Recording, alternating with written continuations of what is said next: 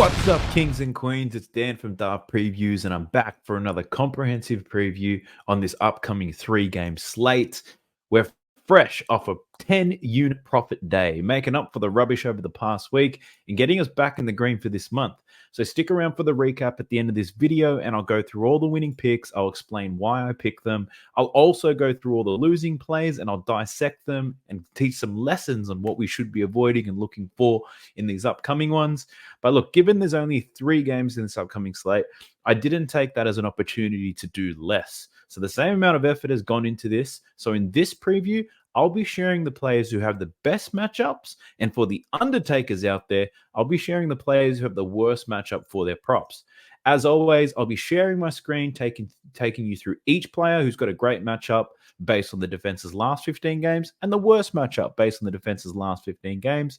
I use Prop.Cash to sort through all of this data. I've got a special discount for all of my viewers. So sign up today and get 25% off your first month by using code DAFT25 when you sign up. Let's go. We're kicking it off with the Nuggets versus the Philadelphia 76ers.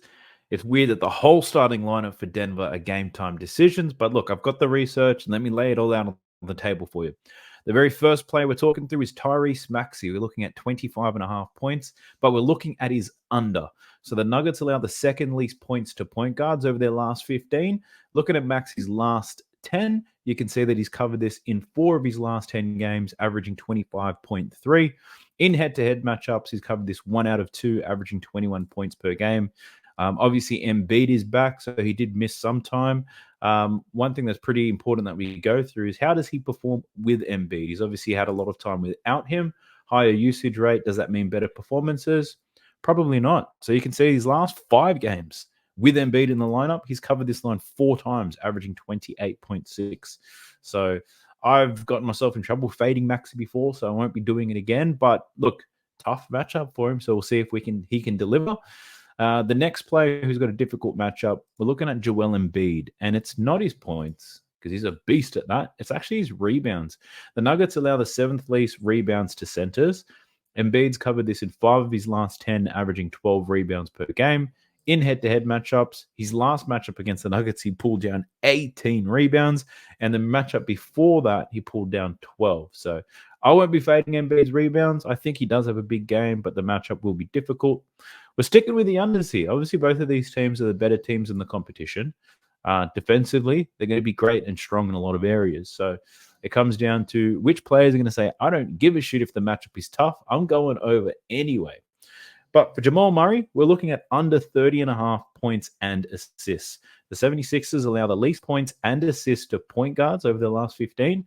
We can see Jamal Murray's failed to cover this in his last 2 matchups against the Philadelphia 76ers. Looking at his last 10, he has been decent, covering in 6 of his last 10, averaging 30.1 points and assists. So there's a bit of a lean. Obviously, I put a little bit of stock into how they match up against the team. And he's gone under both times. So I do lean towards the under, but I personally, I don't like playing them. So I won't be, but there's a few undertakers out there, and I'm sure they will consider this. Our next one, we're looking at KCP, Kentavious Caldwell-Pope. We're not looking at his points prop today. We're looking at his rebounds and assists over 4.5. So the 76ers, they allow the 3rd most rebounds and the 3rd most assists to shooting guards. He's covered this in 1 of 2. Pulled down 9 and 3. Looking at his last 10 games, KCP's covered this 6 times, averaging 4.9 rebounds and assists. So great matchup for KCP.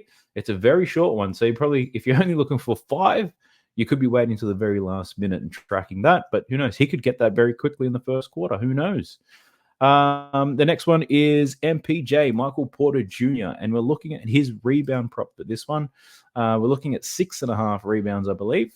And we're looking at the over. So the 76ers allow the 5th most rebounds to small forwards. We can see in his last 10, he's covered this 4 times, averaging 5.8 rebounds per game. In both matchups against the Philadelphia 76ers, though, he only finished on 6. So strong matchup. Historically, he hasn't. But this 6.5 rebound line is a bit lower than what it usually is for MPJ, but at the same time, his form has been down. So that's understandable. Another player with a great rebounding matchup is Aaron Gordon, and very similar to Michael Porter Jr. They're usually great rebounders who steal them from Jokic, but Aaron Gordon hasn't covered in his last 2 against the Philadelphia 76ers. Over his last 10, been down, covered 4 out of 10 games, averaging 5.7 rebounds. The 76ers allow the 5th most rebounds to power forward. So very much the same as Michael Porter Jr.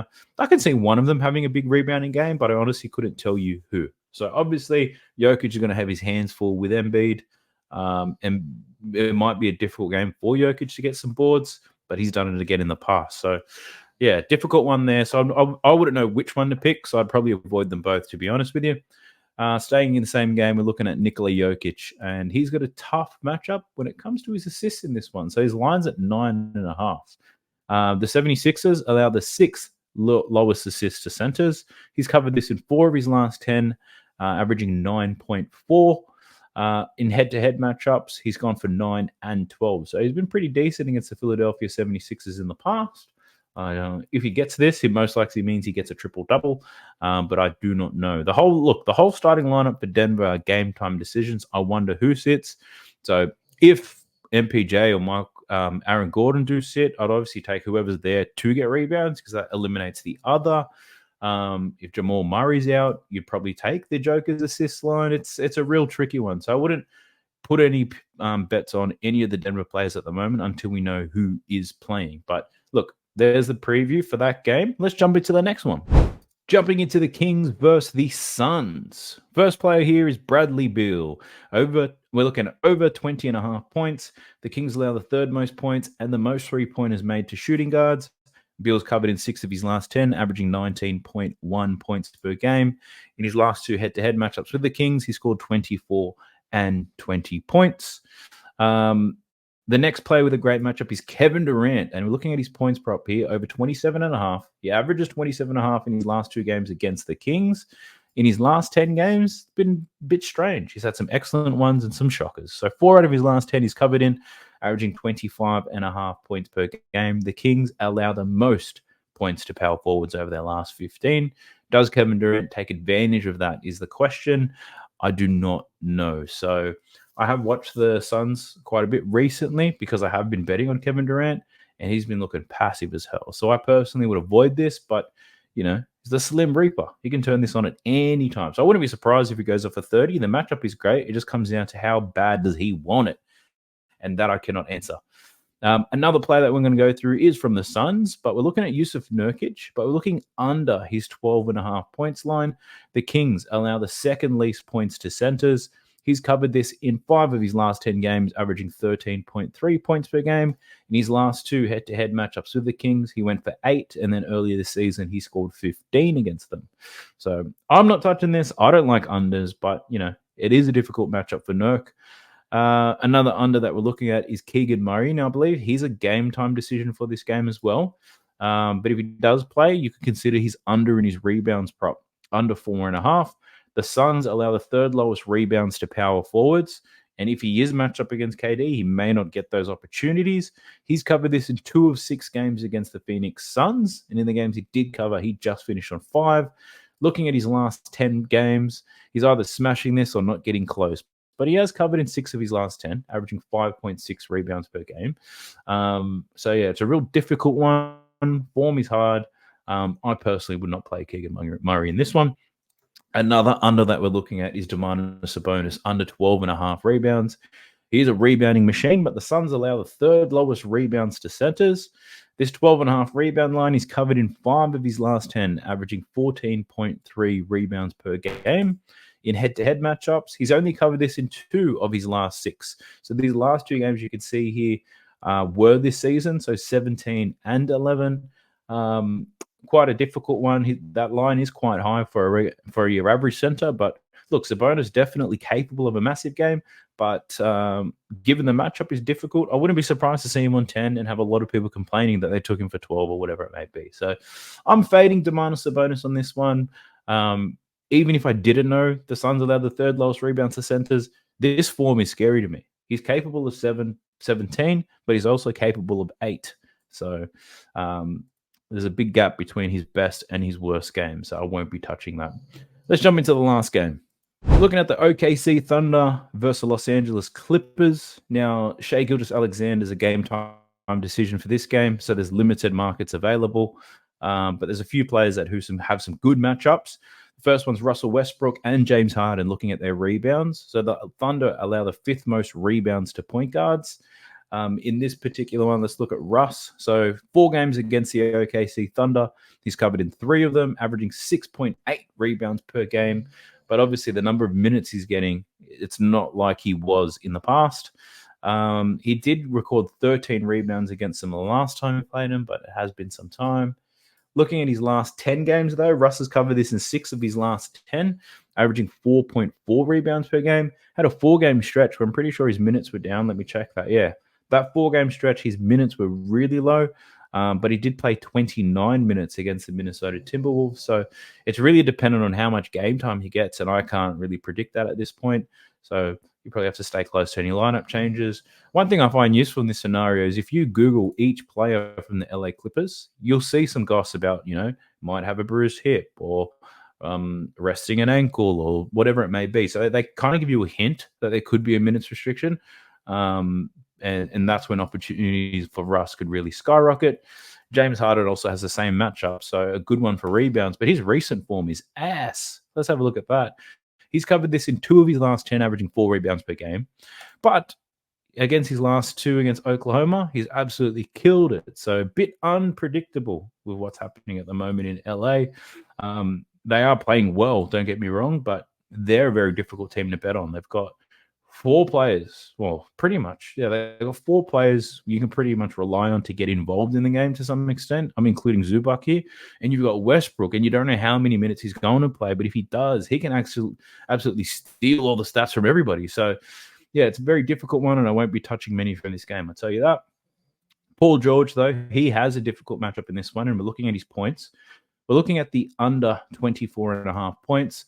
So the OKC Thunder allow the 7th least points to small forwards. You can see Paul George has gone under in his last 3 games against the OKC Thunder. And looking at his last 10, pretty consistent, getting over 20. But he's covered this 24.5 point line in 5 of those games, averaging 25.7. So, look, strong length at the moment. But again, you don't know who's suiting up for the OKC Thunder. So you really have to wait unless you've got some insider knowledge around that. Please let me know. The last player here, though, we're looking at is Shai Gilgeous-Alexander. We're looking at his points and rebounds prop. We're looking at under 36.5. Just let me get to him. Here he is. Under 36.5 points and rebounds. So the Clippers allow the 6th fewest points and rebounds to point guards. He's covered this extremely well, though. 6 of his last 10, averaging 37.7 points and rebounds. In head-to-head matchups, he's covered this in 3 of his last 5 against the Clippers. Obviously, he was traded from the Clippers for Paul George. He might, I wouldn't say call it a soft spot, but he might be extra motivated when he comes against him. So I don't like taking SGA unders. I've done it recently, and it's absolutely burnt me. But also, we don't know if he's playing. So he's a game-time decision right now. Again, I would wait to see how he goes and whether he suits up and then make my decisions from there. So that's a wrap on the preview of the 3 games. Let me know if you like that. Do you want me to go into more detail? Is there something that you'd like me to add to that? Do you want to see more stats around pace? Do you want to see more stats around how they play against certain defenses? Do you want to see how they defend certain positions? Not positions, sorry, where they defend certain sections of the floor. I can get more detailed in this analysis. You just got to let me know what you want. I have done some reflecting, and I've thought about the original goal for this channel was not to just put out picks. My favorite part of the whole thing is doing the research, getting some insights, and then putting it all together. So if you want me to share and go into more detail to help you make the best decision when it comes to making picks, I can definitely go into more detail. But please let me know in the description. Do you want more of these analyses and deeper dives into it? Or do you want to keep the format the way it is? Do you want less analysis and more picks? You just let me know, and I'll look to do what I can to deliver for you. But let's jump straight into my best bets. I've got 2 that I want to share, laddering both of them because of the confidence I have. So the very first one I'm taking is Joel Embiid over 32.5 points. Now, Embiid's covered this line in 16 of 28 games this season, averaging 34.9 points per game. He returned from injury against the Rockets. I heard there was going to be a minutes restriction, but he played 31 minutes, scored 41 points. There were no signs of rust. He shot 12 from 21 from the field and 16 from 17 from the free throw line. There hasn't been any reference to a minutes restriction for this game. The only comments made by Embiid that I've seen is that he's looking forward to the matchup. He called the Denver Nuggets the best team with the best player, and he loves the competition. I also think Embiid comes into this game motivated as hell. I don't know if you guys remember this, but Joel Embiid was roasted by the media last March when he sat out against the Nuggets with a sore right calf. ESPN analyst and former NBA center Kendrick Perkins said, Joel Embiid is ducking that smoke today, and you all know how I feel about Joel Embiid. Now, if a retired NBA center who did nothing in the league says something about me and I was Joel Embiid, I would keep that in the back of my mind. That's for sure. I'd have a monster game, and I'll post Kendrick Perkins in my Instagram and let him know how much of a piece of shit he is. But again, that's me. I don't know if Joel Embiid is built like that, but I'm hoping he is. A bit more about this matchup, though. Looking at the numbers, it's not a good or bad matchup for Embiid. But given he's the most dominant big man in the game, is it possible to even have a bad matchup? I don't think so. I think the worst thing that could happen to Joel Embiid is when they blow a team out by 30 points. And I think that's the only thing that can stop him from hitting these lines. And injury, of course. But looking at Jokic, as great as he is, defensively, he's quite limited. He is very smart, but he doesn't have the athleticism to defend Embiid in face-ups or the ability to contest his jump shots. He may have some success defending him in the post, but Embiid really is a three-level scorer. Embiid has had great scoring games against Jokic in recent times. They've only matched up twice in the last 3 years. But in those games, Embiid scored 34 points in their matchup last season, he scored 47 points. Now, centers, they've been covering their lines quite well against the Nuggets lately. Jonas Valanciunas, Walker Kessler, James Wiseman, Jalen Duren, Mo Wagner, Nick Richards, Chet Holmgren. All of these guys have covered their points line over their past 2 weeks against the Nuggets. So I see Embiid having a monster game in this one. With the Nuggets looking to slow everybody else down, 32.5 points for the Beast is too low of a line for me. So let's go Embiid. Eat this Jokic up. I've got 2 units on Embiid to cover this line, and I've got 1 unit on him to score 40 points. I got his 40-point prop for $4.10, which is plus 310 for those in the US. So I'd encourage you to line shop across different books to see what you can get. And that's only if you choose to tell this play. You don't have to, but I need you to know that I am. And if he hits it and I celebrate and you do not take it, I feel sorry for your son. Jumping into the next best bet that I have, I'm taking Bradley Beal for over 20.5 points. So Beal's covered this line in 7 of 15 games this season, averaging 18.2 points per game. He's played 9 consecutive games now since returning from injury, and over his last 10 games, we're starting to see some improvements in Beal's game.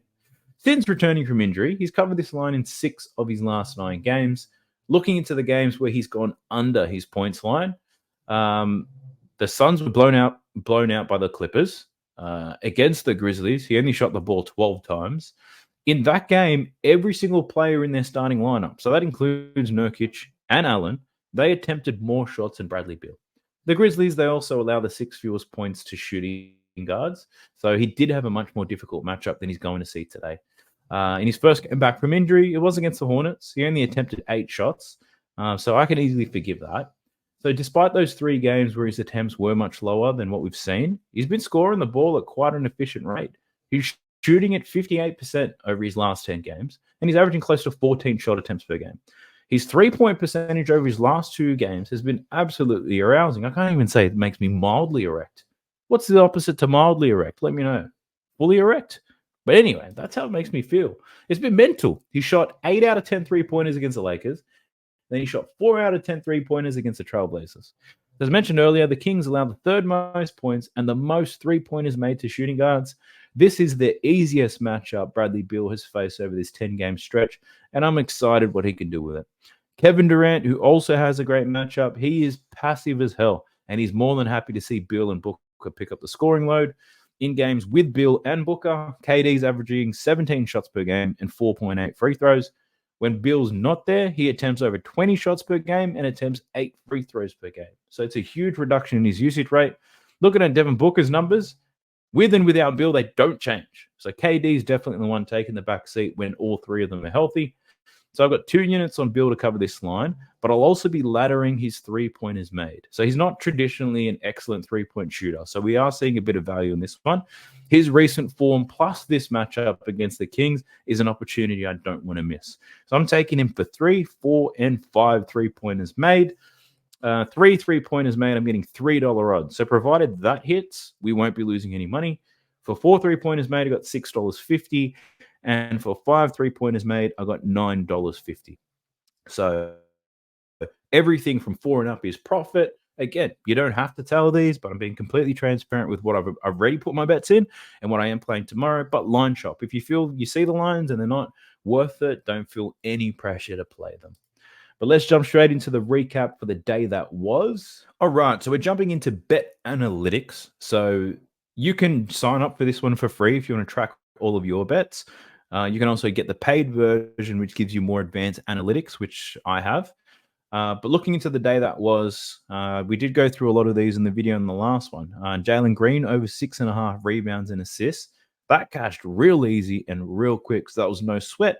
But at the same time, the odds were a little bit juiced, but I think fair. $1.75 is what I got for that one.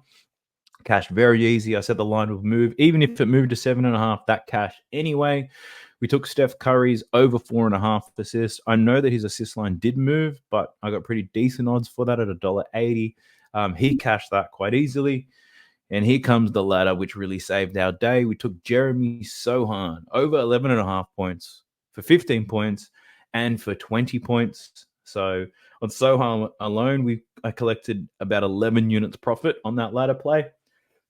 And then our last 2 plays, Kristaps Porzingis and Jordan Clarkson. So I think let me just real quickly go over why we took a lot of these picks. So Jalen Green, the real driver for that one was his form against the Philadelphia 76ers.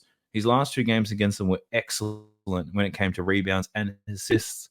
I think the fact that they were expected to lose by a big margin, his lines were a lot lower, but he cashed that nice and early. Steph Curry, we took his over 4.5 assists because the Grizzlies allowed a lot of assists to point guards. So we actually went against his form against them. So Steph Curry had never covered, not that he never, but in his last 3 games, he hadn't covered this assist line against the Memphis Grizzlies. But given the Grizzlies' injuries and recent form, they've been allowing a lot of assists to point guards. CP3 was out. And Steph Curry had been passing the ball quite well recently, and that's why we took his. Jeremy Sohan, we took his points line, not because of his recent form whatsoever. It's just the fact that in his last 2 games against the Atlanta Hawks, he absolutely destroyed his line of 11.5 points. We know that the Hawks don't defend power forwards very well. Sohan delivered. They were getting smashed by 30 points in that first half, but he was the only one scoring. I was still worried about how this ladder would go, but then the Spurs managed to bring it back. Sohan kept scoring. He finished on 23. So it was an excellent one. Really chuffed and happy with that one. Then we had our 2 L's in the day. And these are the things I wanted to probably dive a little bit deeper on. So if we understand why we lose bets, then we can learn from that mistake and correct them in the future. Starting with Kristaps Porzingis. I took him at 19.5 points. And then Jaylen Brown got ruled out. Then his line moved up to about 21.5 points. I was like, all right, we're looking good here. He had the matchup advantage against the Raptors, which is the main reason why we took him. He had great recent form against the Raptors. I think covered in 4 of his last 5 games. But I guess I didn't think about how the Raptors would defend him knowing that, right? So just because he's always played well against the Raptors would be very aware of that, which means they would change their scheme to slow him down. And that's what they did. He attempted 6 shots in this game, Kristaps. He finished on 15 points. So they really made him passable. He got a lot of assists. So they made him passable, got it out of his hands. He got to the line quite a lot, but only 6 field goal attempts on the game. That was disappointing and heartbreaking, to be honest. Things were looking so good. And then the last one was Jordan Clarkson, over 18.5 points. He finished on 17. I mentioned in the video that Colin Sexton and Jordan Clarkson have a great matchup in this one. I chose Jordan Clarkson because he had the better form against the Pacers. And even though he was coming off the bench, he played more minutes and he took more shot attempts, right? The one thing that I failed to take into consideration was the fact that the Indiana bench has a higher defensive rating than the Indiana starters. So the Indiana starters don't defend shooting guards very well. Their bench is a little bit better. So that's why we saw Colin Sexton go off for 30 points today. He did have the easier matchup. He did end up shooting more attempts than Clarkson because he was playing so well. He shot at a high field goal percentage. And ultimately, I lost the bet, right? And I guess when looking at a team that allows a lot of points, rebounds, or assists to certain positions, we know that sometimes the bench players can pick up those props. But I think it's important to look at the defensive rating of the team or the player that's going to be matched up against him to make sure that the numbers aren't throwing things off, right? Because sometimes teams are poor defensively because their lineups have changed, right? And they will make changes to their lineup, obviously, to improve their defense or offense. So you've got to look at not only the players in the current team or in the same team that are being impacted and what happens and how they perform with or without them. You've got to look at the defense as well. So I failed to consider that one. I guess I got overexcited and aroused by the data, but look, it's something that we've got to learn from. So that's what I took out of the losses yesterday. Ultimately, 10-unit profit day, so I was pretty happy with that. We're at 60 units profit now. I did tell you in January we were in the red. I said we were going to bounce back. I didn't know it was all going to be in the one day, but we got up to 8.3 units now for Jan. We still have 2 more weeks to go. So hopefully we can get this up to about 20 units or even in line with December, and I'll be absolutely chuffed. The 2 bets that'll go against my record for this video is obviously the Joel Embiid ladder and the Bradley Beal ladder. So hopefully these boys can deliver for us and keep the upward trajectory. If they absolutely shit the bed, this 8 units profit that I'm currently on for this month of January, that is gone. A quick jump into the analyzer though, whilst I've got this one up, and we can see, if I do it by category, which I've created, we can see that high value singles, so the ladder play, that's now in the profit. We're 8 units. Player props are at 9.4 units. Single player value, same gamers, almost 53 units profit. Same game multis are absolutely killing me, 10.4 units. So I honestly don't play too many of them, but when I do, look what happens. So New Year's resolution, lads, I'm not going to touch those things anymore. They're obviously costing me money. So let's put those things to bed. But look, really pleased with how everything is going. 60 units profit, and we're only, 3.5 months in. Let's go. Our ROI, our return on investment, is above 10%, and that's what we've been looking for. Best of luck if you choose to tell. Drop me some comments. Let me know what you're thinking. Tell me what you think about these videos.